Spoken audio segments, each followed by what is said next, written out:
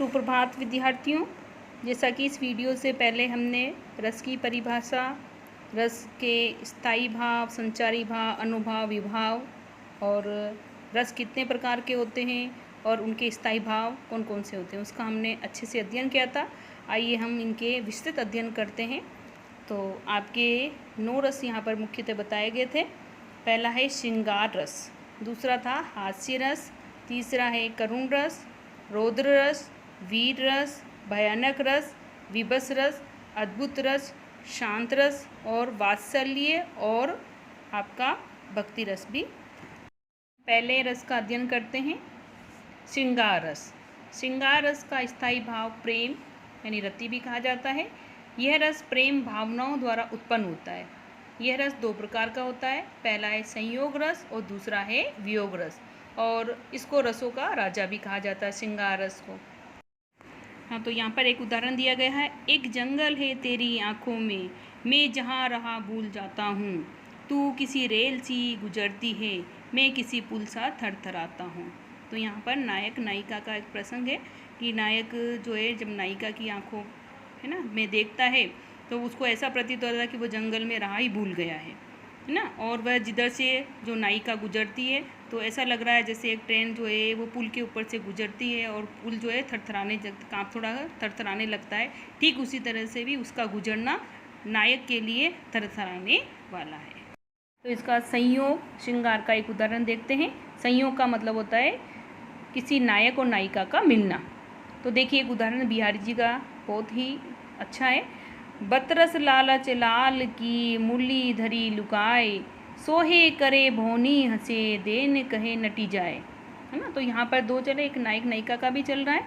तो यहाँ पर जब मुरली अत्यधिक श्री कृष्ण को प्रिय होती है और गोपियाँ जो है वो उनसे बातचीत करने से वंचित रह जाती है क्योंकि वो हरदम जो है बांसुरी बजाया करते थे, तब गोपियाँ जो है वो क्या करती है, उनकी बांसुरी को छिपा लेती है ताकि श्री कृष्ण को फुर्सत मिले और उनसे बातचीत कर सके। ठीक है। और जब श्री कृष्ण को पता होता है कि इन्होंने ही छुपाई है ये बांसुरी, तो वो जब वो बांसुरी जो है वो मांगते हैं तो गोपियाँ जो है वो मना कर देती है ना। नटी जाए का मतलब वो मना कर देती है, हमारे पास तो बांसुरी है नहीं। तब श्री कृष्ण भों भों में अपने आप ही हंसते हैं। इसका दूसरा भाग भी देखते हैं, वियोग श्रृंगार। यहाँ पर नायक नायिका का बिछुड़ना या उनसे दूर रहने की जो पीड़ा होती है वो यहाँ पर व्यक्त होती है। तो देखिए उदाहरण, निशिदिन बरसत नयन हमारे, सदा रहती पावस ऋतु हम पे, तब से श्याम सिधारे। सूरदास जी द्वारा ये एक पंक्तियाँ हैं। देखिए हम इसका भावार्थ जानते हैं। इन पंक्तियों में सूरदास जी कहते हैं कि कृष्ण को संबोधित करते हुए गोपियाँ कहती है कि हे श्याम, जब से तुम व्रत छोड़कर मथुरा गए हो तभी से हमारे नयन नित्य ही वर्षा के जल की भांति बरस रहे हैं, अर्थात हमारे आंखों से आंसू थम नहीं रहे हैं, अर्थात तुम्हारे वियोग में हम दिन रात रोती रहती है। तो ये श्री कृष्ण का दूर चले जाना गोपियों के लिए दुख का भाव था। ये वियोग श्रृंगार है। इसका अगला उदाहरण भी देखते हैं। बूझत श्याम कौन तू गोरी, कहाँ रहती काकी है बेटी, देखी नहीं कबो ब्रज खोरी, है ना। तो यहाँ पर श्री कृष्ण जब राधा के लिए कहते हैं यहाँ पर कि श्री कृष्ण पूछते हैं हे गोरी, है ना, मतलब लड़की को संबोधित करते हैं कि तू कौन है, तू किसकी बेटी है ना, तेरे को कभी ब्रज में देखा ही नहीं। ठीक है। तो यहाँ पर भी श्रृंगार। एक और उदाहरण देखते हैं।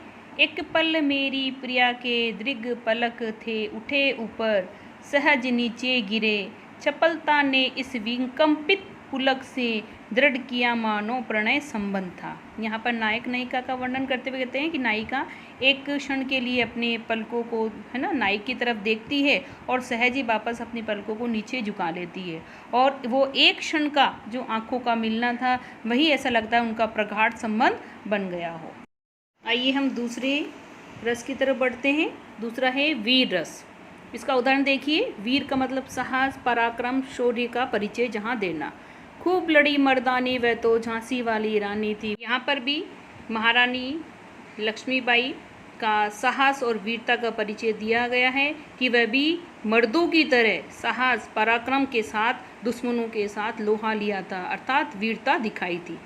दूसरा उदाहरण है वह खून कहो किस मतलब का जिसमें उबाल का नाम नहीं, वह खून कहो किस मतलब का जो आ सके देश के काम नहीं। देखिए कितनी अच्छी पंक्तियाँ यहाँ दी गई है कि वह खून, वह है ना, तो जिसमें जोश ही न हो, उबाल ही न हो, क्रोध ही न आए जिसको, है ना, वह खून किस मतलब का जो हमारे देश के काम ही न आ सके। तो देखिए यहाँ पर भी शौर्य वीरता का जहाँ पर परिचय दिया जाता है वह होता है वीर रस। इसका अगला उदाहरण देखते हैं। वह तड़प उठा बांधो न मुझे हत्यारों, 15 तो क्या 1500 कोड़े मारो, मैं जहाँ खड़ा हूँ तिल भर नहीं हिलूँगा, मैं हर कोड़े पर हंसता हुआ मिलूँगा।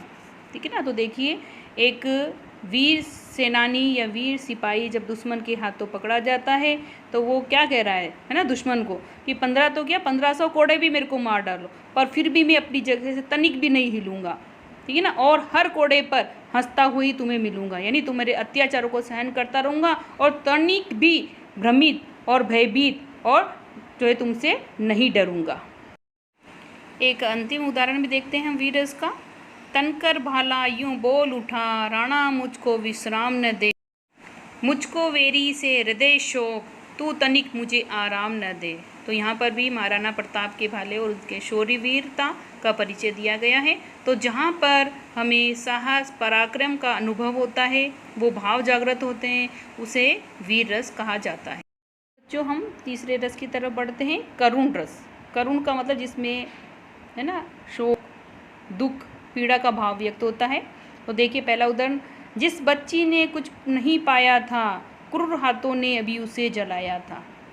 दूसरा है उदाहरण, ए मेरे वतन के लोगों जरा आँख में भर लो पानी, जो शहीद हुए हैं उनकी जरा याद करो कुर्बानी। है ना। तो देखिए इन दोनों उदाहरणों को पढ़कर यहाँ पर देखिए पहले उदाहरण में दिया गया कि एक बच्ची, ठीक है ना, यहाँ पर नाना साहब की पुत्री के लिए भी एक पाठ्य पुस्तक में आपके दिया हुआ है। नाना साहब की पुत्री मैना को भस्म कर दिया गया, जो कि आपने 9th क्लास में पढ़ा होगा।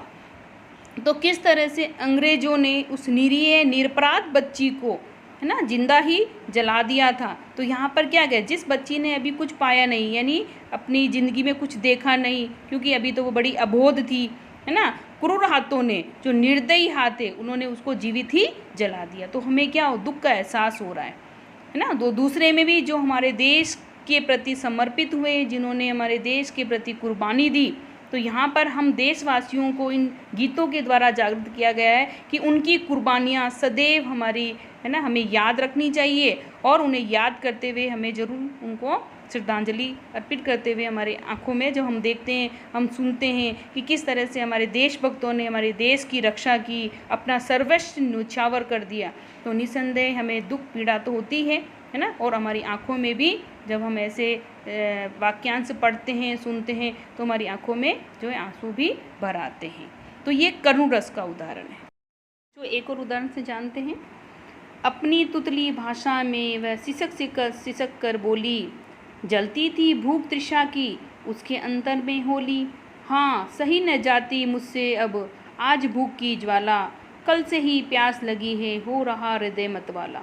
तो यानी महाराणा प्रताप की जो बेटी है, किस तरह से भूख प्यास से व्याकुल हो रही है और उसी की भूख की पीड़ा को यहाँ पर व्यक्त किया गया है।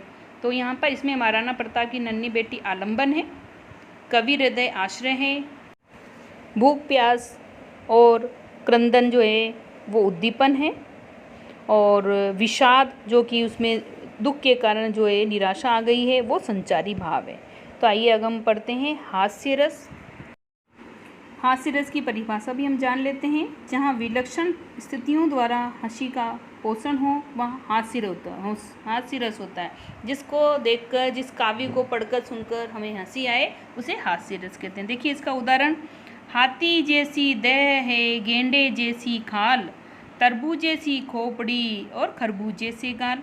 तो यहाँ पर देखिए कि एक व्यक्ति की बताया गया है कि वो हाथी जैसी उसका शरीर है ना, और गेंडे जैसी, गेंडा की जो खाल होती है वो काफ़ी मोटी होती है, वैसे उसकी खाल है, उसकी खोपड़ी तरबूजी के समान है और उसके गाल खरबूजी के समान। इसको पढ़कर ही हमें जो है हंसी आती है।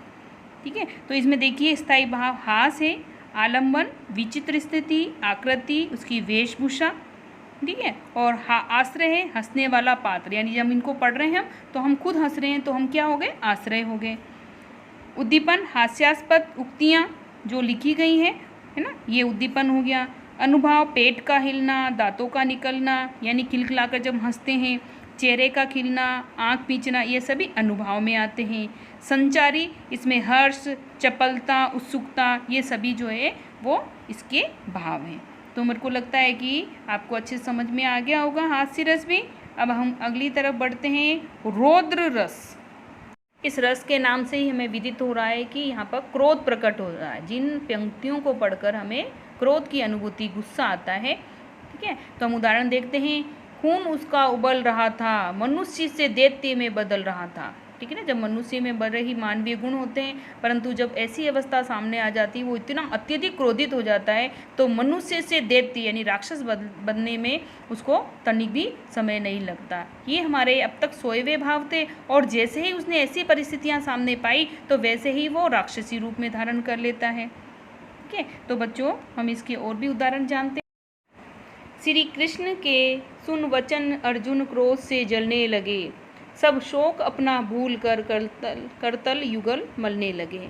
यहाँ पर जब अर्जुन अपने ही सामने अपने ही परिजनों के ऊपर वार चलाने के लिए संकोच कर रहे थे, है ना, उन्हें बड़ी जो है संकोच हो रहा था कि मैं किस तरह से अपनों के ऊपर वार करूँगा।